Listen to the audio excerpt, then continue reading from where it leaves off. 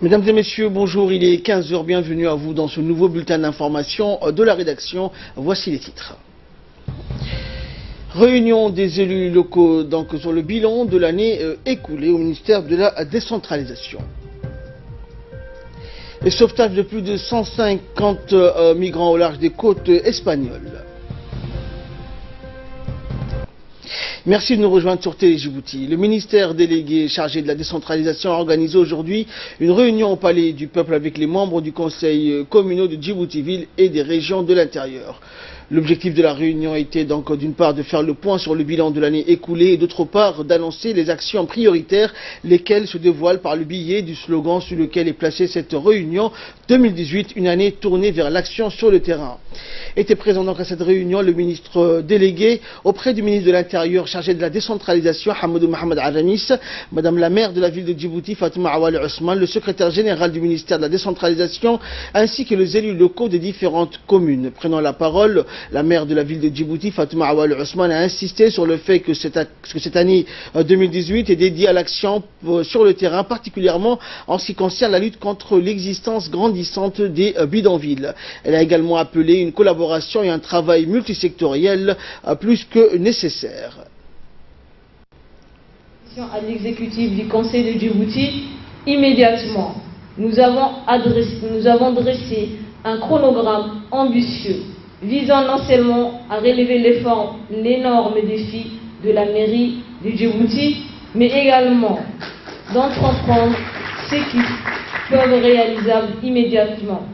En respectant ces stratégies réalistes, nous avions réalisé beaucoup de projets, notamment la mise en place de la base d'assainissement de la ville de Djibouti en signant le mois de novembre 2017 le premier arrêté réglementant les dépôts sauvages et le déversement des eaux usées dans le but de rétablir la propriété de la ville de Djibouti.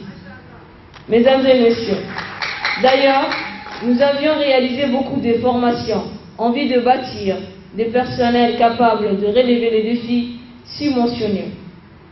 Toutes ces actions ne sont accomplies de façon désordonnée, ne sont pas abouties, de façon désordonnée et éparpillée, mais toutes respectent une vision rédigée préalablement depuis mon accession à cette responsabilité en question. Nous avions des chantiers et dans les prochains mois, certains d'entre eux seront effectivement achevés. En ma qualité de maire de la ville de Djibouti, du présidente du Conseil de Djibouti et présidente de l'Association nationale des collectivités locales, j'apprécie les efforts déployés par le ministre, son Excellence, M. Mohamed Mahamoud Aramis, pour faire aboutir cette entreprise de portée nationale. Je m'engage à l'accompagner pour faire aboutir la volonté du chef de l'État. Et pour sa part, le ministre délégué à la décentralisation, Hamadou Mohamed Aramis, a rappelé dans son intervention qu'en mettant en place la décentralisation, le président de la République, Ismaël Omar Guelleh, a voulu favoriser un mode de gouvernance en adéquation immédiate avec les aspirations de nos concitoyens. On écoute le ministre. Il y a presque une année maintenant, nos concitoyens vous ont choisi pour les représenter au niveau régional et communal. Vous êtes à ce titre détenteurs d'une légitimité assez forte pour représenter les aspirations de vos concitoyens. Ces aspirations sont simples: vivre en paix, vivre en sécurité, vivre dans un pays où l'éducation, la santé, le logement et les autres droits humains deviennent réalité pour l'ensemble de nos concitoyens. En mettant en place la décentralisation, Madame et Messieurs, le président de la République, son Excellence, Monsieur Ismaël Omar Guelleh, a voulu favoriser un mode de gouvernance en connexion immédiate avec les aspirations de nos concitoyens. Car, comme vous le savez, l'expérience d'une gestion administrative et politique centralisée a fait son temps.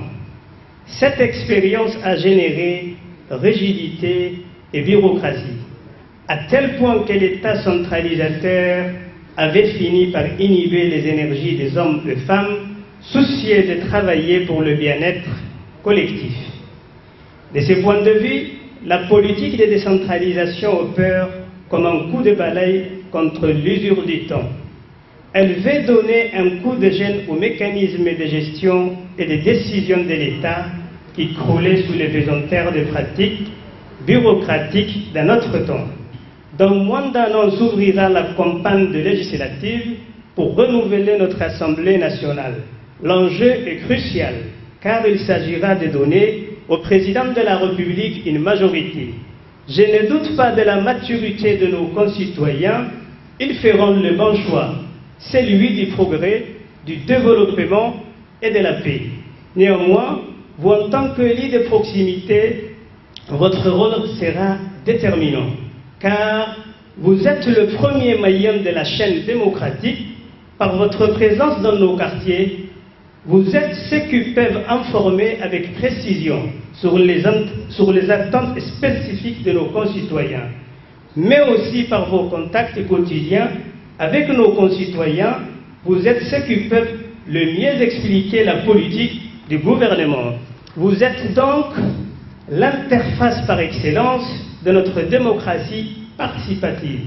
Votre énergie, votre conviction et votre détermination doivent aider nos concitoyens à voter en toute lucidité au parti qui soutient la politique de la vision de son Excellence, Monsieur le Président de la République, Ismaïl Omar Guelleh.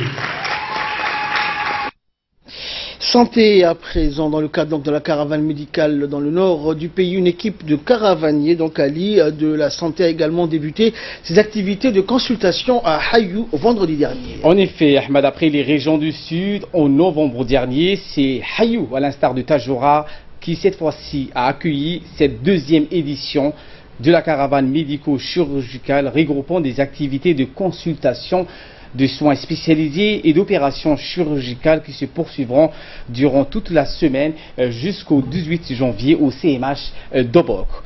Et au début de la matinée d'hier, le préfet de la région, Hassan Dabali, et le président du conseil régional, Hamad Ismail, ont pu s'enquérir de visu du bon déroulement des activités à travers donc une visite guidée par le secrétaire général du ministère de la Santé, Dr Ahmad Roublé, et le directeur des régions sanitaires, Ahmed Saïd, dans le cadre du lancement officiel de cette deuxième édition de la caravane. Les autorités locales ont été satisfaites de la mobilisation de la population qui était venue donc en masse pour profiter des prestations offertes par la caravane. Durant toute la semaine, cette caravane médico-chirurgicale, constituée d'une trentaine de spécialistes et techniciens supérieurs, sont à pied d'œuvre pour remplir leur mission en dispensant des soins et des prestations spécialisées de qualité à la population aubokoise qui a afflué des localités avoisinantes pour se faire consulter. Et parmi Ahmad, les spécialités proposées par la caravane en compte la gynécologie, l'obstétrique, la pédiatrie, la chirurgie, l'ophtalmologie, la stomatologie, la cardiologie, la néphrologie ou encore la dermatologie. De plus, d'autres prestations de prévention comme le dépistage du cancer du col de l'utérus sont également disponibles pour la gente féminine. Les habitants de la région de Hayou n'ont pas manqué de saisir cette belle opportunité de bénéficier des consultations et des soins spécialisés offerts par les caravaniers de la santé.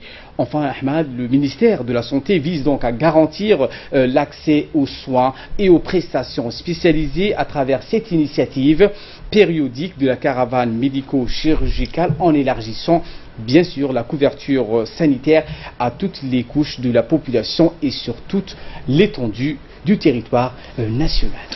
Merci Ali. Et accompagnant donc la délégation du ministère de la Santé, le président du conseil régional de la région d'Obok, Mohamed Hamad Ismail, a rappelé les bienfaits de la caravane sanitaire sur le bien-être de la population qui bénéficie sur place des soins de santé de qualité et des prestations spécialisées. Et de son côté, le préfet de la région, Hassan Dabali Ahmad, a souligné la nécessité de ce genre d'initiative qui découle directement des doléances exprimées par la population en matière de santé publique. Nous les écoutons.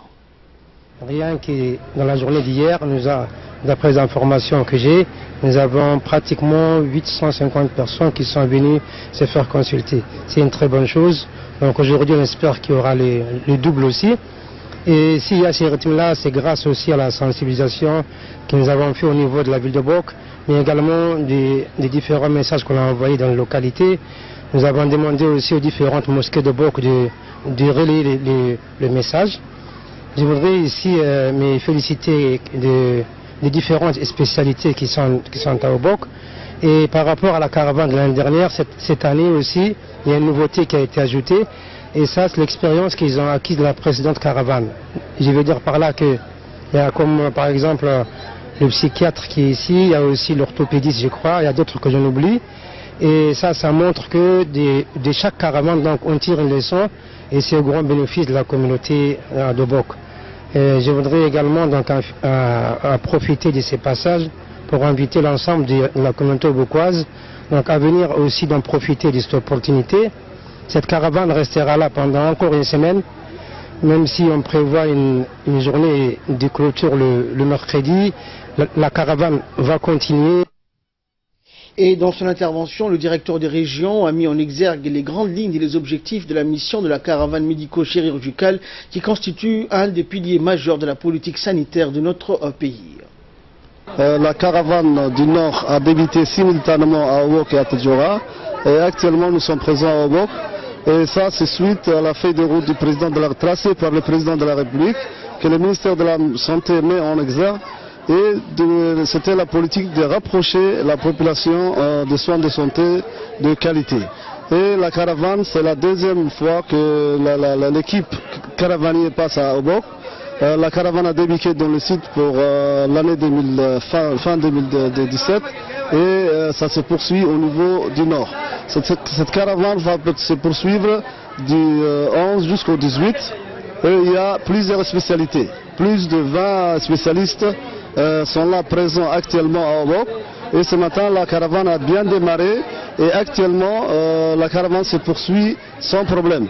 Et jusqu'à maintenant, les activités ont bien démarré, il n'y a pas eu de problème et les malades sont présents. Et la caravane va se poursuivre jusqu'à 17 h l'après-midi et va se poursuivre aussi jusqu'à...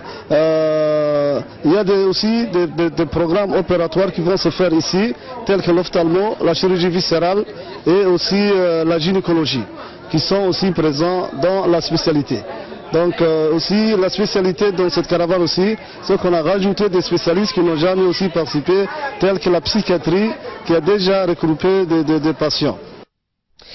Toujours en nouvelle nationale, la 23e réunion des organes politico-militaires de la force en attente d'Afrique de l'Est a bel et bien commencé ce matin au Djibouti Palace Kempinski. Une première réunion du groupe de travail des experts s'est tenue sous l'égide du général des forces des états-majors de l'armée, le général Zakaria Cheikh Ibrahim. Cette première réunion avait pour objectif de poser les premiers jalons concernant les points à l'ordre du jour. C'est le directeur de l'EASAF qui a ouvert les travaux de la réunion des experts de la force en attente de l'Afrique de l'Est. Et dans une allocution faite à cette occasion, il a salué donc le rôle prépondérant des experts qui balisent la voie à suivre. Les chefs d'état-major s'appuieront sur vos décisions lors de leur rencontre, a-t-il dit.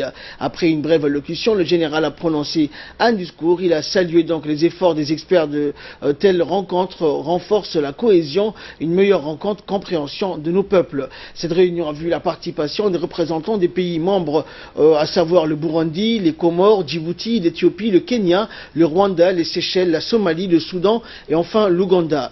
Cette réunion qui a débuté donc aujourd'hui se terminera le 18 janvier prochain. Et rappelons que l'EASF a développé et adopté un plan stratégique 2015-2020. Ce plan met l'accent sur la soutenabilité de la capacité de déployer la force dans des opérations de soutien à la paix. Ce plan est articulé en 4 piliers comme présenté donc avec leur objectif stratégique désignés comme les vecteurs directeurs de l'EASF. Et pour plus de précisions concernant cette 23e réunion des organes politico-militaires de la force en attente d'Afrique de l'Est, écoutons les explications du chef d'état-major général des armées, le général Zakaria Cheikh Ibrahim. Nous sommes honorés d'organiser ces réunions des organes politiques de l'ISF dans notre cher pays, terre d'échanges et de rencontres. L'architecture de paix et de sécurité de l'Union africaine a été créée pour résoudre les conflits en Afrique et résoudre leur impact sur le développement économique et social du continent. Pour garantir la paix et la sécurité sur notre continent, l'Union africaine a prévu dans chaque région une force en attente capable de répondre en urgence à tous les défis. L'ISF s'inscrit pleinement dans cette optique. Comme prévu dans le protocole établissant les conseils de paix et de sécurité de l'Union africaine, la force en attente de l'Afrique de l'Est rassemble des militaires, des policiers et des civils des différents pays de la région. De tels arrangements contribuent à renforcer la cohésion et une meilleure coopération de nos peuples et offrent une bonne occasion de renforcer la relation. Cependant, l'ISF ne peut remplir son mandat et sa mission que si elle dispose des cadres juridiques, des structures, des infrastructures, des personnels, de l'équipement, du financement et du leadership approprié. C'est pourquoi il est de la responsabilité des groupes de travail, des experts, des conseillers, les chefs d'état-major. Sur ces actions, je suis convaincu que la réunion contribuera grandement à atteindre cet objectif. Vous n'êtes pas sans savoir que l'ISF a atteint depuis décembre 2014 la pleine capacité opérationnelle. L'exercice Machariki, Salam 2, organisé au Soudan en novembre 2017, a montré la capacité de l'ISF à déployer des forces dans le cadre d'une mission de maintien de la paix sur notre continent. Cette réunion a été convoquée pour discuter des questions critiques et récurrentes de l'ISF. Je vous demande à ne ménager aucun effort dans vos discussions pour formuler des recommandations bien pensées. Toujours en nouvelle nationale, une cérémonie de signature de convention a eu lieu ce matin dans les locaux de l'inspection générale du travail en présence de l'inspecteur général Abdi Farah Idlé. L'accord sur le règlement intérieur entre les syndicats des travailleurs du port de Djibouti et la direction de DCT. Par cette action, l'inspection se veut jouer donc pleinement son rôle d'acteur dans le processus socio-économique. D'autre part, cet accord permettra aux partenaires sociaux, employeurs et représentants syndicaux et travailleurs à mieux garantir donc la paix et la cohésion sociale. Elle permettra également aux employeurs de mieux gérer leur entreprise dans le respect des dispositions textuelles. L'inspecteur général du travail, Abdi Farah Idlé, a félicité le directeur général de l'ensemble du personnel du DCT et a souligné à la même occasion que dans le cadre de la relation du travail, le règlement intérieur est obligatoire et ce conformément à l'article 271. D'autres projets, comme la convention collective, et nous espérons que de la même manière, avec la contribution de tous, des partenaires syndicaux et de l'inspection de l'administration du travail, nous arriverons à mettre en place une convention au bénéfice de l'ensemble des parties prenantes de DCT, que sont la compagnie et les travailleurs. C'est un nouveau règlement intérieur et aussi c'est un bon début que j'ai félicite aussi le directeur général des ressources humaines avec le commencement de cette année, tant dans la justice sociale que dans la liberté syndicale. Et je remercie également tous ceux qui ont contribué de loin ou de près à l'atelier sur le règlement intérieur. Et selon l'inspecteur général, cet accord permettra aux employeurs de mieux gérer leur entreprise dans le respect des dispositions textuelles et de mieux évoluer professionnellement. On l'écoute. Aujourd'hui, je suis ravi de la finalisation de cet accord qui a duré dans le temps. Je félicite par ailleurs les participants, nos partenaires sociaux qui ont parachevé avec nous cet accord. En l'occurrence, les syndicats qui représentent les travailleurs de l'ensemble du personnel de la DCT, ainsi que la direction générale qui est ici représentée par leur directeur général et directeur des ressources humaines.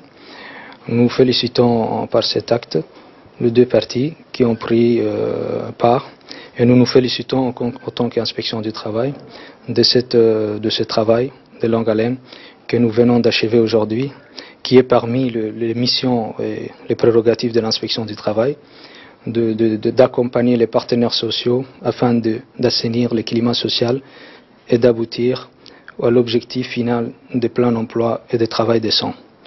Donc, en cette occasion, je profite également à lancer un appel à l'ensemble des sociétés pour qu'ils puissent suivre cet acte, cette action qui est fort louable, afin d'améliorer le climat social. Il faut que l'ensemble des sociétés sachent que, conformément au Code du travail, ainsi que l'article 271, que chaque société qui emploie plus de 20 salariés est obligée d'avoir un règlement intérieur.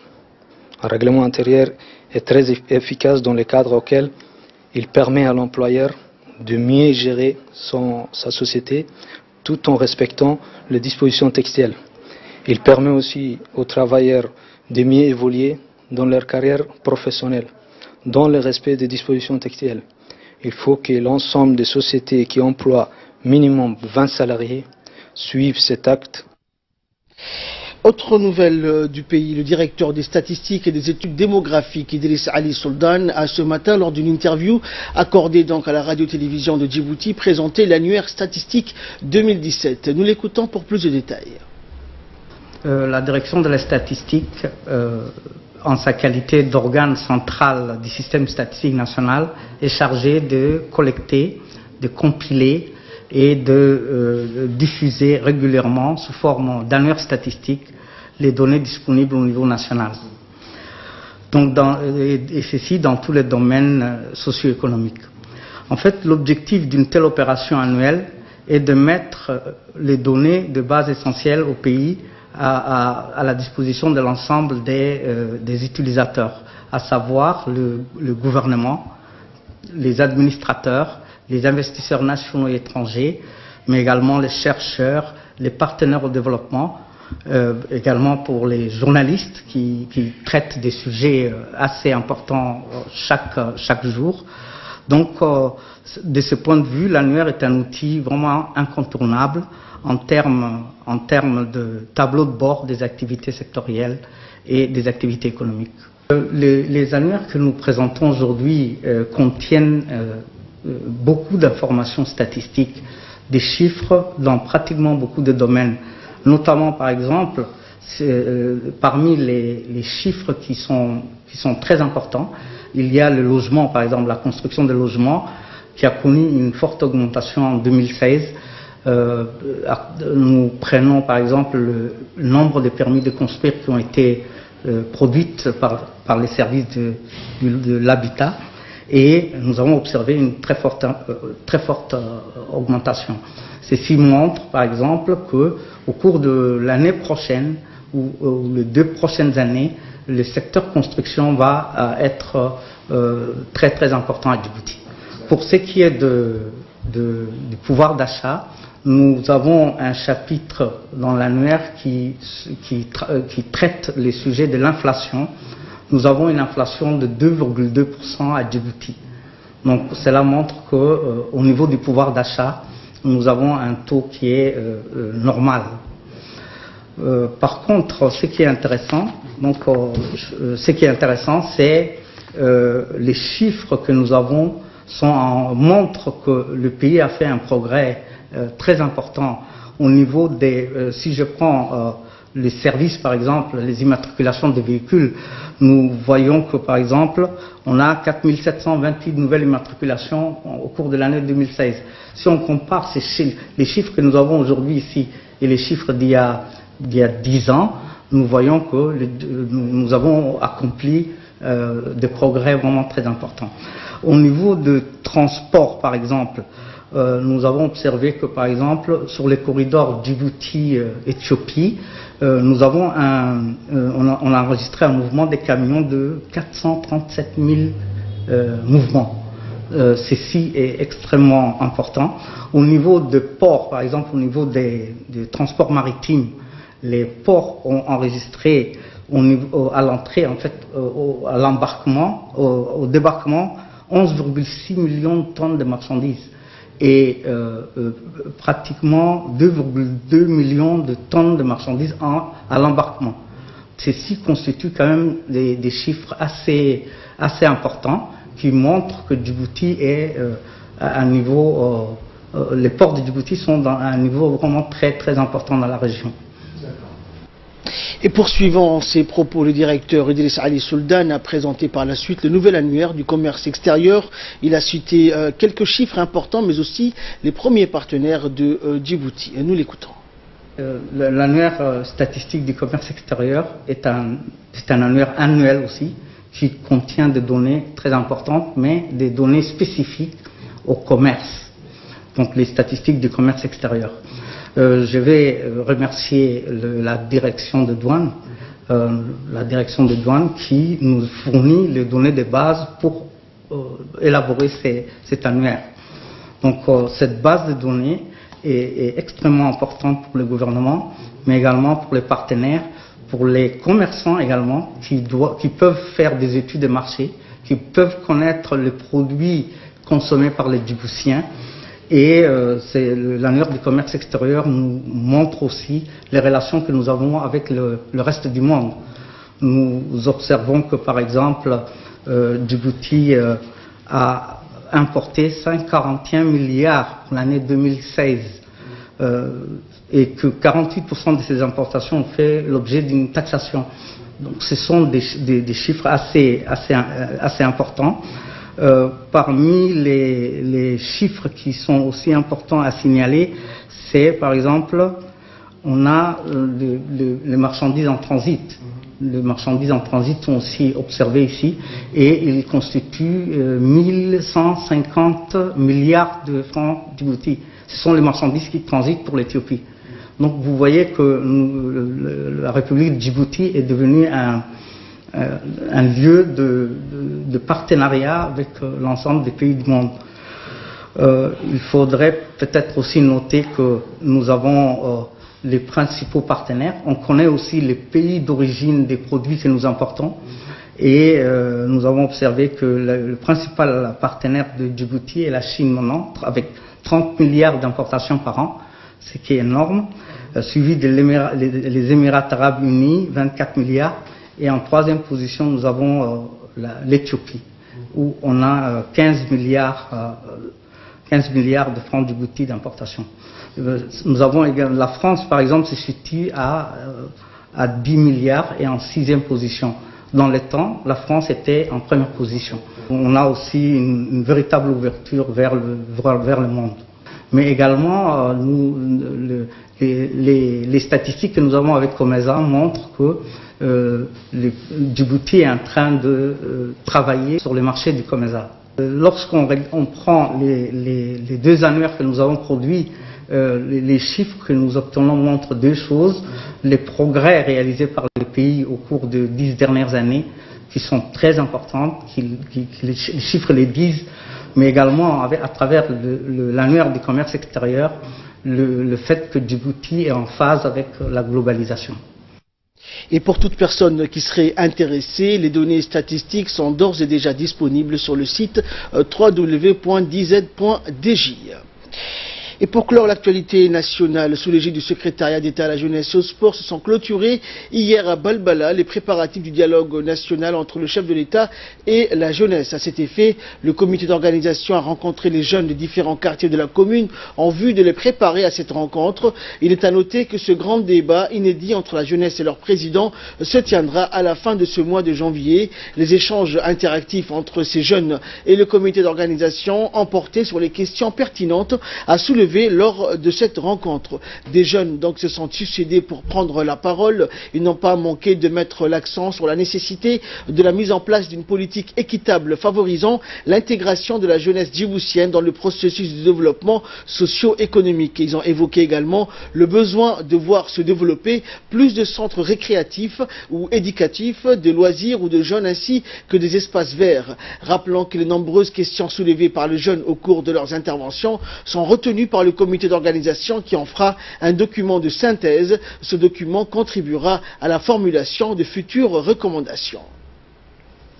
Et de là, nous passons aux nouvelles du monde avec Ali Abdillahi toujours. Donc Ali, migrant, sauvetage de plus de 150 personnes près des côtes espagnoles. C'est la sûreté maritime espagnole qui a annoncé donc avoir porté secours à plus de 150 migrants originaires tous d'Afrique du Nord et subsaharienne qui se trouvaient à bord de 6 embarcations précaires au large des côtes sud du pays. Ali. Effectivement, donc les premières embarcations se trouvaient entre le sud de l'Espagne et le nord du Maroc.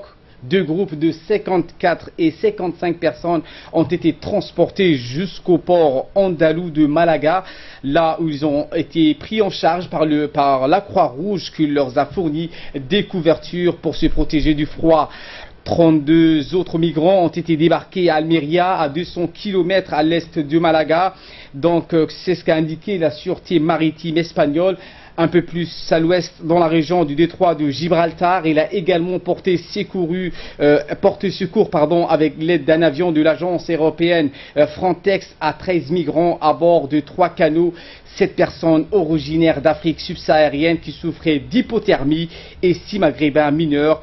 Ils ont été acheminés jusqu'au port de Tarifa, situé à 14 km des côtes marocaines. L'Espagne est restée en 2017 la 3e porte d'entrée en Europe des migrants via la Méditerranée après l'Italie et la Grèce.